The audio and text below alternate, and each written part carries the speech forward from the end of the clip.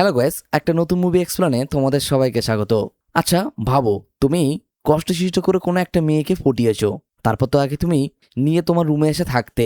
তোমাদের যে ফ্ল্যাটে থাকতে, ফ্ল্যাটের অন্য সাইডে যে অপোজিট সাইডে আরেকটা রুম ছিল, সেখানেও একটা কাফিল থাকতো। আস্তে আস্তে তোমাদের দুজনের মধ্যে, দুটো কাফিলের মধ্যে ভালো বন্ধুত্ব সম্পর্ক হয়। তোমরা একসাথে খাওয়া দাওয়া, ঘোরা, আড্ডা মারা সব কিছু করছিলে, সব কিছু ঠিকঠাক ছিল। কিন্তু কোনো একটা রিজনের কারণে তোমার গার্লফ্রেন্ড তোমাকে ছেড়ে দিয়ে চলে গিয়ে অন্যজনের সাথে বিয়ে করে নেয়। আর অপোজিট সাইডে যারা থাকতো, তার বয়ফ্রেন্ড তাকে ছেড়ে দিয়ে তার কাছ থেকে চলে যায়। তুমি কি করেছো? তুমি দেখতে পাই তোমার অপোজিট সাইডে যে রুম ছিল, সেই রুমে যে মেয়েটি সিঙ্গেল ছিল, ব্রেকআপ হয়ে যাওয়া, তাকে তুমি পটিয়ে পাঠিয়ে নিয়ে বিয়ে করে নিয়েছো। তারপরে কাহিনীটা কোথা থেকে শুরু, কিভাবে শেষ, আর এন্ডিংটা কিভাবে হবে জানতে হলে কিন্তু মুভিটা প্রথম থেকে পুরো শেষ পর্যন্ত দেখতে হবে। মুভির শুরুতে আমরা রাঘব বলে একটি ছেলেকে দেখতে পাই, যে কিনা তার ওয়াইফকে ডিভোর্স দেওয়ার জন্য তার একটা আঙ্কেলের কাছে যায়, অ্যাডভোকেট। তার আঙ্কেল তাকে কথা দেয় যে, বাবা রাঘব, তুমি চিন্তা করো না, সব কিছু সময়ের সাথে সাথেই আমি তোমার কাজটা করে দেব। ওটা নিয়েই প্রসেস চলছে। তারপরে রাঘব বাড়িতে আসার পর ফোনটা স্ক্রল করতে করতে তার গার্লফ্রেন্ডের 3 বছর আগের একটা ছবি চলে আসে। সেই ছবি থেকে পিছনে বিগত দিনের সিনটা দেখানো হয়, যেখানে সে একটা মলে গিয়েছিল কিছু ক্রিকেটের জিনিস কিনতে। সেখানে যাওয়ার পর সেখানে তার একটা মেয়েকে ভালো লেগে গেছিল। মেয়েটি অন্য কেউ ছিল না, মেয়েটি ছিল তার গার্লফ্রেন্ড। বর্তমানে সেই মেয়েটি নাম ছিল প্রার্থনা। তো মেয়েটিকে ভালো লেগে গেলে সেই মেয়েটিকে পটানোর জন্য, কথা বলার জন্য বা তার নাম্বারটা নেওয়ার জন্য রীতিমতো প্রত্যেক দিনই দেখতে পাই সেই শপিং মলে আসার পর কোনো না কোনো জিনিস কেনার অজুহাত দেখিয়ে তার সাথে কথাবার্তা বলতে থাকে। এইভাবে সেও আরেকটা দিন আসে। সেইখানে আসার পর সেদিনকে মেয়েটির ছুটি থাকায় সে মেয়েটির সাথে দেখা করতে পারে না। মেয়েটির বান্ধবী বলে, আজকের ওর ছুটি আছে, তুমি অন্য দিন এসে ওর সাথে দেখা করো।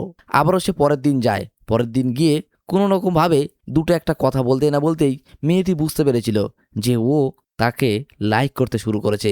মেয়েটির কাছে কোনো একটা এক্সকিউজ দেখিয়ে কথা বলতে গেলে মেয়েটি তখন বলে, তোমার মতন এইখানে অনেকেই আসে যারা আমার সাথে কথা বলতে চায় বা আমাকে দেখার জন্য, অনেক বয়স্ক লোক, ইয়ং লোক। একটু মন ভেঙে যায় কথাটা শোনার পর। তারপর সে কথায় কথায় বলে, আমরা বন্ধুত্ব তো হতে পারি, নাম্বারটা দিলে একসাথে কফিও তো খেতে পারি।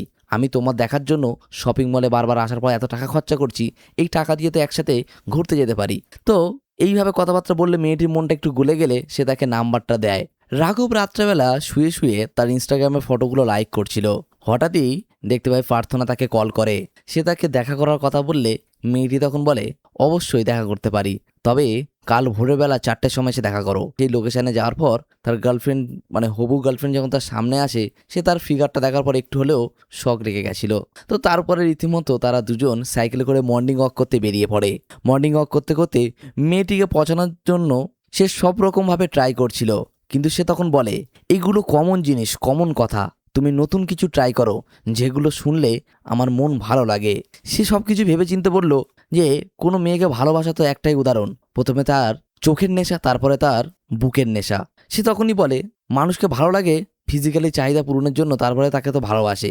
মানে মনের কথাগুলো, তার মনে যেটা বাজছিল সেই কথাগুলো মেয়েটিকে বললে বলে, তোমার কথায় দম আছে, মানতে হবে, তুমি সত্যি কথা বলতে সাহস করো। এইভাবে কথাবার্তা বলতে না বলতেই তারা একে অপরে আস্তে আস্তে কাছে আসতে থাকে। দুজন দুজনার ফ্যামিলি সম্বন্ধে জানতে শুরু করে, দুজন কেমন পরিবেশে মানুষ সেগুলো বলতে শুরু করে। এক এক করে আস্তে আস্তে তাদের সম্পর্কটা বেশ এগিয়ে যাচ্ছিল। রাঘব সহ্য করতে না পেরে কোনো একটা সময় গিয়ে তাকে প্রপোজ করে বলে। তখনই সে বলে, একটু সময় দিলে ভালো হয়। তার কাছ থেকে সে একটা সপ্তাহ সময় চেয়ে নিয়েছিল। আবারও ব্যাগের সিন দেখতে পাই সে সেই ছবিগুলো দেখার পরে সেখান থেকে কোর্টে যায় তার ওয়াইফের সাথে ডিভোর্সের জন্য।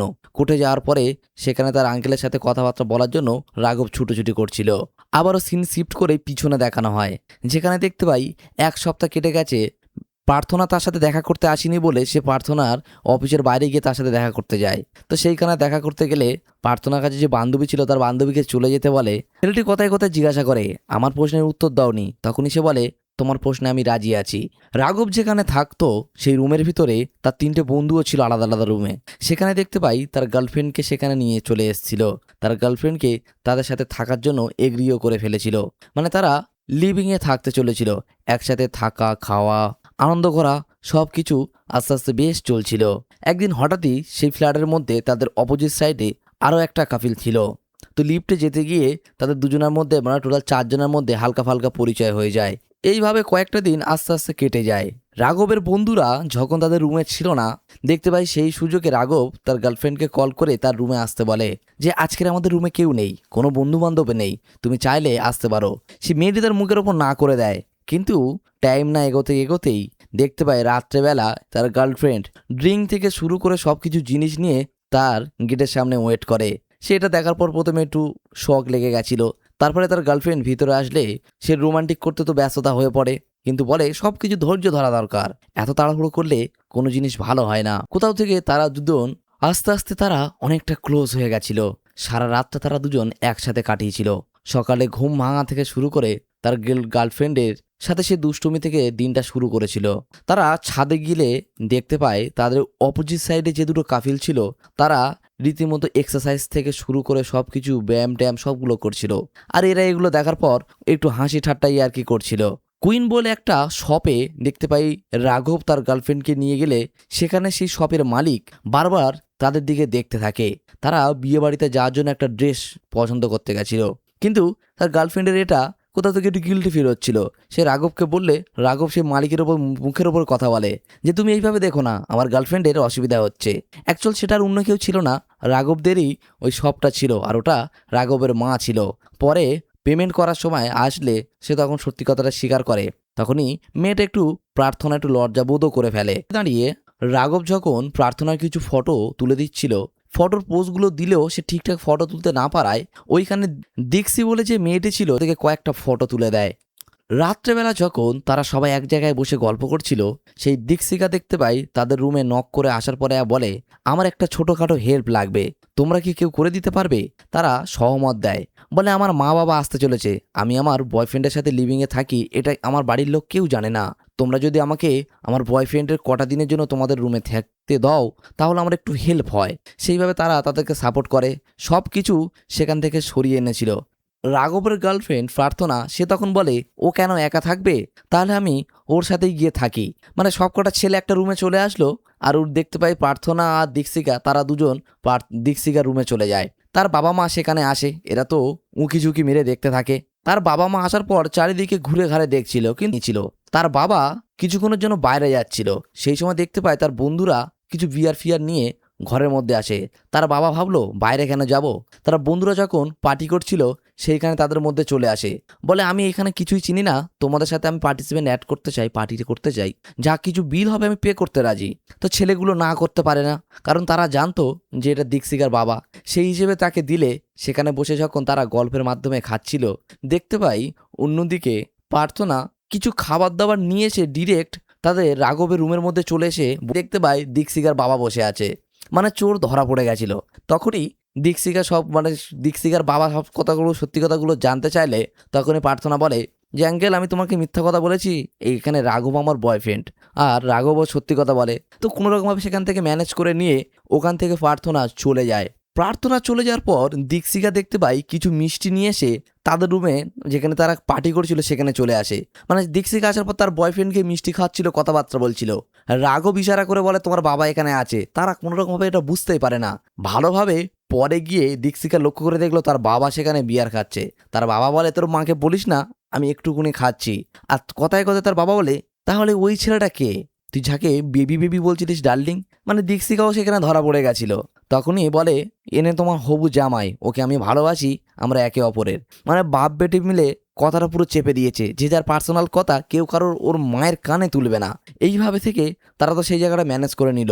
পরের দিন দেখতে পাই তার ফ্যামিলির লোক সেখান থেকে বাড়িতে চলে যাচ্ছিল সবাইকে টাটা করে, কারণ তার বাবা জানতো কে কার গার্লফ্রেন্ড না কি। তারপর একদিন তারা চারজন মিলে দুটো কাপিল মিলে একসাথে রেস্টুরেন্টে খেতে গিয়েছিল।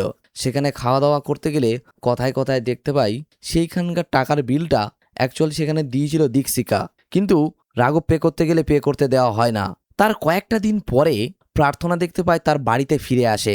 বাড়িতে আসার পর ভালোভাবে দিন চলছিল, তার সাথে ফোনে কথা বলছিল, খাওয়া দাওয়া সব কিছু করছিল। আবারও সিন শিফট করে সেই কোর্টের সিন দেখানো হয়। এইখানেই এন্ট্রি হয় তার বউয়ের, যাকে ডিভোর্স দিতে চলেছিল। কিন্তু আজব বিষয়, এখানে বউটা অন্যজনা দেখিয়েছিল। তার গার্লফ্রেন্ড ছিল প্রার্থনা, আর এখানে তার বউ যার সাথে ডিভোর্স দিতে ছিল যে সেটা দীপশিকা। মানে মাঝখানে কিছু একটা গড়বড় ছিল, যে কারণে তার গার্লফ্রেন্ডের সাথে তার বিয়ে হয়নি।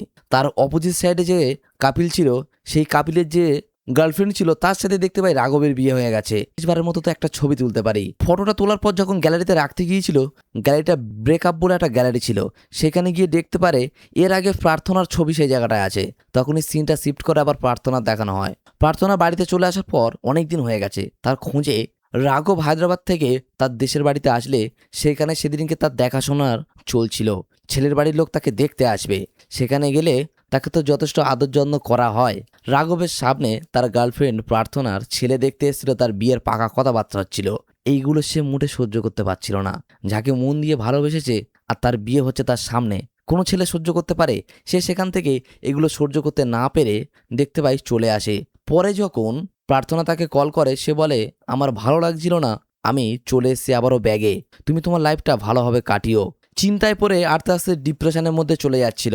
ছাদের ওপরে বসে যখন ওয়াইন খাচ্ছিল, সেই জায়গায় দীক্ষিকা আসে ওপরে থাকতে এসেছিল, কিন্তু সে বলে তুমি চাইলে আমার সাথে পার্টিতে অ্যাড করতে পারো। খেতে খেতে দীক্ষিকা তখন একটা কথা বলে, কদিন ধরে আমি প্রার্থনাকে দেখা পাচ্ছি না, তোমাদের মধ্যে সম্পর্ক ঠিক আছে তো? তখনই সে একটাই কথা বলে, সম্পর্ক ঠিক আছে, এখনো চলছে, সব কিছু ভালো, কিন্তু আমরা যখন রিলেশনের মধ্যে আসি তখন আমাদের মধ্যে একটা কথা দেওয়া হয়েছিল।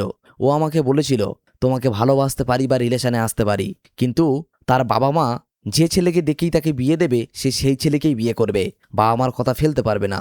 এই সব শর্ত শোনার পরে আমি তাকে ভালোবেসেছিলাম, আর আজকেরে তার দেখাশোনা চলছিল, বাবা তাকে বিয়ে দিতে চলেছিল, তাই আমরা দুজন দুজনের কাছ থেকে সরে চলে এসেছি। এই কথা শোনার পর দীক্ষিকার মনটা একটু খারাপ হয়ে যায়। রাঘব যখন দীক্ষিকার কথা জিজ্ঞাসা করলো যে তোমার বয়ফ্রেন্ডের তো আমি খোঁজ পাচ্ছি না, দেখতে পাচ্ছি না, সে কোথায় গেছে? সে তখন বলে যে আমার বয়ফ্রেন্ড, আমরা যখন একসাথে থাকতে শুরু করেছিলাম প্রথম প্রথম ভালো ছিল, তারপরের থেকে ও স্যালারির টাকা খরচ করতো না, সংসারের সব কিছু খরচা কাজ বাজ সব কিছু আমাকে দিয়ে করাতো, কোথাও খেতে গেলে কোথাও খরচ করতে গেলে সব কিছু আমার দিতে হচ্ছিল, আর ওর টোটাল টাকাটা ও সেভিংস করছিল, তাই আমি ওর সাথে ব্রেকআপ করে নিয়েছি। আস্তে আস্তে দেখতে পাই দুজনার কথাবার্তা শোনার পর সবাই ছোটোখাটো দুজনার টুকিটাকি হেল্প করতে শুরু করে, আস্তে আস্তে দিন কাটতে শুরু করে। দুজনার হয়তো কোথাও থেকে আস্তে আস্তে ভালো লাগতে শুরু করেছিল দীক্ষিকার সাথে রাঘবের, একসাথে থাকা খাওয়া ঘুরতে যাওয়া। তারা একটা বিয়ে বাড়ি অ্যাটেম্প করার জন্য তারা একটা গ্রামে এসেছিল, সেই গ্রামে আসার পর বিয়ে বাড়িতে গেলে বেশ মজা করে তাদের দিনটা কাটছিল। আস্তে আস্তে তারা একটা সাথে থাকতে শুরু করেছিল, একসাথে ঘুরতে শুরু করেছিল। দূর থেকে কোথাও দীক্ষিকা রাঘবকে ভালোবেসে ফেলেছিল, রাঘবও দীক্ষিকাকে ভালোবেসে ফেলেছিল। এইটা তার বান্ধবী জানতো, কিন্তু কেউ মুখ ফুটে প্রকাশ করতে পারছিল না। একদিন স্কুটি নিয়ে তারা তিনজন যখন বাইরে ঘুরতে গেছিল, একটা মেডিসিন শপে গিয়েছিল। দীক্ষিকার বান্ধবী দীক্ষিকা আর রাঘব মেডিসিন শপে গিয়ে সেখান থেকে কিছু প্রোটেকশন কেনে, কারণ যে বান্ধবীর বিয়ে হচ্ছিল সে বান্ধবীকে গিফট দেওয়ার জন্য কিছু প্রোটেকশন কিনে আনে। সেই দিন রাত্রেবেলায় আসার পরে দেখতে পায় তারা রীতিমতো ফুলসজ্জার খাটটাট সাজিয়ে দেয়। সেখানে গ্রামে প্রচলিতভাবে গাছের তাড়ি পাওয়া যেত, সেইগুলো ন্যাচারাল হয়, তারা সবাই মিলে নেশা করার জন্য সেগুলো খায়। খাওয়ার পরে দীক্ষিকার প্রচুর নেশা হয়ে যায়। নেশা হয়ে গেলে রাঘব তাকে সেখান থেকে কোনো রকমভাবে তুলে নিয়ে কন্ট্রোল করে তার রুমে নিয়ে আসে। রুমে আসার পর সে বলে তুমি আমাকে ভালোবাসো, এটা তুমি আমাকে বলতে পারোনি, কিন্তু আমার বান্ধবীকে বলেছো। তুমি যদি ভালোবেসে থাকো তাহলে আমাকেই বলো না। নেশাগ্রস্তভাবে দীক্ষিকা রাঘবকে এই কথাগুলো বলে। সে যখন হ্যাঁ বলে, দীক্ষিকা দেখতে পায় রাঘবের হাতটা ধরে নিয়ে টানতে টানতে সেই কাপিলদের ঘরে যায়। যাওয়ার পরে সেখান থেকে কিছু প্রোটেকশন চেয়ে নেয়। মানে আমি কি বলছি তোমরা বুঝতে পেরেছো? প্রোটেকশনটা চেয়ে আনার পর সে তো ভীষণ লজ্জা পায়। আনার পর সে তার রুমে আসলে সে আর রাঘব তাকে যেতে দেয় না। রাঘব আর দীক্ষিকা একসাথে থাকতে শুরু করে, আর সেই দিন রাত্রেবেলা তারা এক হয়েছিল, ইন্টিমেটও হয়েছিল। পরের দিন সকাল হলে রাঘব সেখান থেকে তো উঠে গিয়েছিল। পরে তার বান্ধবীর কাছে জিজ্ঞাসা করলে বান্ধবী বলে এই হয়েছে, কিন্তু দীক্ষিকার কোনো কথাই তার মনে ছিল না সে নেশা করার পরে কি কি ঘটেছিল। তার বান্ধবী বলে তুই আমার কাছে মিথ্যা কথা বলছিস। বলে আমি মিথ্যা বলছি না, যেটা সত্যি সেটাই বলছি। এইভাবে তাদের দিনটা আস্তে আস্তে কোনো রকমভাবে কেটে যায়। কিন্তু পরে এক সময় যখন বাইরে ঘুরতে গিয়েছিল, রাঘব দেখতে পাই ডিরেক্ট দীক্ষিকাকে তার বিয়ের প্রস্তাব দিয়ে দেয়। সে তখন এটা শোনার পর একটু অবাক হয়ে যায়। পরে বিয়ের জন্য সেও এগ্রি হয়ে যায়। দীক্ষিকার এমন একটা কাজ ছিল যে বাইরে ফটোগ্রাফি করতে যেত। তো জঙ্গলে যখন সে ফটোগ্রাফি করতে চলে গেছিল 7টা দিন, রাঘব তার খোঁজটা না পাওয়ায় বাধ্য হয়ে তার জন্য মন টানতে গেলে সে তার খোঁজ করতে করতে তার সেই ফরেস্টের সেই জায়গায় সেখানে তার সাথে দেখা করতে চলে আসে।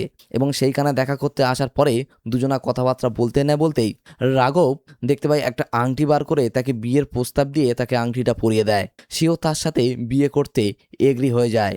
বিয়ের দিনই রাঘবের সাথে দেখা করতে চলে এসেছিল তার এক্স গার্লফ্রেন্ড প্রার্থনা। প্রার্থনা আসলে একটু প্রথমে প্রার্থনা অবাক হয়। প্রার্থনা নিশ্চিন্তাও হয়েছিল যে অ্যাটলিস্ট রাঘব বিয়ে করতে চলেছিল। তারপরে দীক্ষিকার সাথে দেখা করে। অ্যাটলিস্ট এরা দুজন তো এক তো হলো। তারা বিয়ে থা তো করে নিল কোনো রকমভাবে। বিয়ে থা করার পরে দীক্ষিকা যে কাজ করতো এই কাজের দৌলতে তাকে 10টা দিনের জন্য বাইরে ফের আবারও যেতে হবে। দেখতে পাই সবাইকে মন খারাপ টারাপ করিয়ে দীক্ষিকা সেই কিছুদিনের জন্য বাইরে চলে যায়। কয়েকটা দিন রাঘব এইভাবে তো কাটিয়ে নেয়। একদিন হঠাৎই তার রাত্রেবেলা তার কাছে ফোন আসে, তার মা আর বেঁচে নেই, তার মা মারা গেছে। তাড়াহুড়ো করে সে হসপিটালে গেলে তার বাবা সেখানে বসে থাকে রাঘবের, আর তার মা এই দুনিয়া ছেড়ে চলে গেছে। অন্যদিকে দীক্ষিকাকে কন্ট্যাক্ট করার চেষ্টা করলেও তারা তার ফোনে কোনো রকমভাবে তাকে কন্ট্যাক্ট করতে পায় না। তো এইভাবে তার বন্ধু বান্ধব মিলে তাকে রাঘবকে কন্ট্রোল করে নিয়েছিল কটা দিনের জন্য। তার ট্যুর শেষ হলে সে বাড়িতে আসার পর রাঘবের এইসব কথা শোনার পর তার শাশুড়ি চলে যাওয়ায় ভীষণভাবে ভেঙে পড়ে। তারা দুজন খুবই কান্না করতে থাকে। এইসব ঘটনাগুলো তার বন্ধু বান্ধব সবাই দেখছিল। আস্তে আস্তে তাদের পরিবারের মধ্যে একজন চলে যায়। একটা বছর তাদের পূর্ণতা পায়, তাদের অ্যানিভার্সারি হয়। এইভাবে বেশ কয়েকটা দিন চলে যায়। তারা দুজন যখন একটা জায়গায় ঘুরতে গিয়েছিল, সেই জায়গাটায় যাওয়ার পরে তারা সবাই ভালো মন্দ কথা বলছিল। ঠিক ওই মোমেন্টে দীপশিকা বলে, তোমার জন্য একটা গুড নিউজ আছে। কি গুড নিউজ জানতে চাইলে সে তখন বলে, আমাকে ন্যাশনাল জিওগ্রাফি চ্যানেল থেকে আমাকে হাই পাওয়ারের প্যাকেজ দিয়ে আমাকে জব অফার করেছে। ওর এই জবটার জন্য আমাকে আফ্রিকাতে যেতে হবে 4 বছরের জন্য। এইগুলো শোনার পর সে একটু ভীষণ মন ভেঙে পড়ে।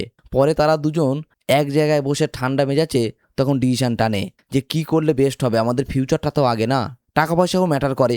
তার মন চাইছিল না যেতে, কিন্তু তার ছোটবেলার স্বপ্ন, সে ওই জায়গায় কাজ করবে, ওই জায়গায় যাবে।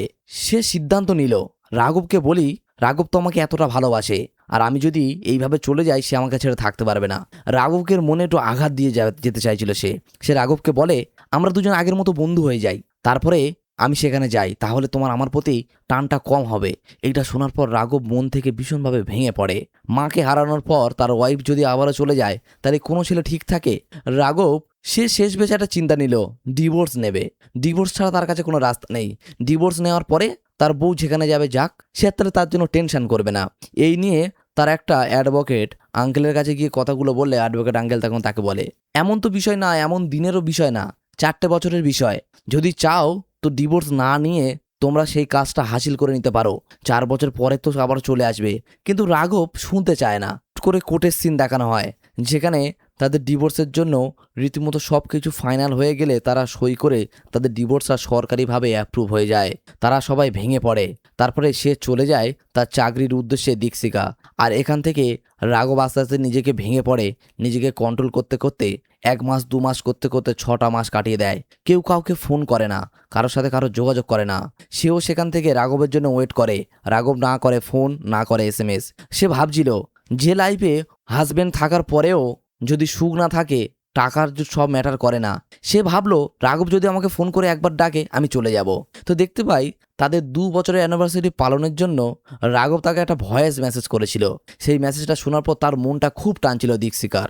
সে সহ্য করতে না পেরে সেই চাকরি থেকে সে রিজাইন দিয়ে ডিরেক্ট চলে আসে রাঘবের অফিসে। ওখানে একটা আননোন ব্যক্তির ফোন থেকে রাঘবের ফোনে ফোন করে এবং রাঘবকে ডাকে। তারপরে ছুটে গিয়ে রাঘবকে জড়িয়ে ধরে এবং চাকরি ছেড়ে দিয়ে সে সেখান থেকে চলে এসে তাকে বলে, আবারও তারা দুজন এক হয়ে গেল তাদের ভালোবাসাটা টেকানোর জন্য। আবারও তাদের ভালোবাসা ফুটে উঠল। এইভাবে মুভিটা এখানে এন্ড হয়।